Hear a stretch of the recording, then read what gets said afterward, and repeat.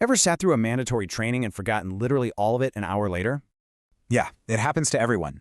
But it's not because we're lazy or bored, I promise. The real problem is that most training is fighting a losing battle against our own biology. So let's get into it. The fix isn't about making training more fun. It's about behavioral science. Okay, first up, the biggest myth, that poor performance is just a bad attitude.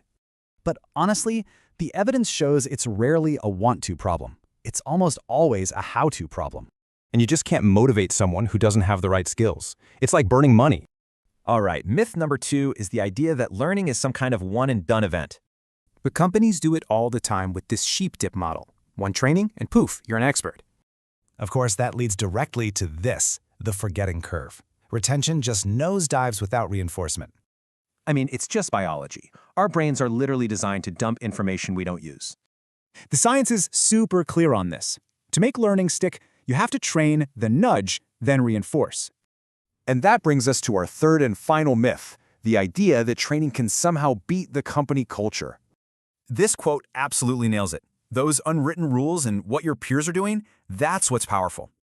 So if training says quality, but your boss rewards speed, well, you know which one's going to win.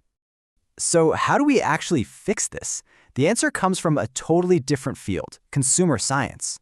We have got to stop treating our employees like students who are just forced to sit there and listen. Instead, you have to see them as consumers. You're marketing a behavior change to them. And that means you have to answer the single most important question that's on their mind. If you don't immediately sell them on the personal benefit, you've already lost them. It's game over. Okay, so let's zoom out.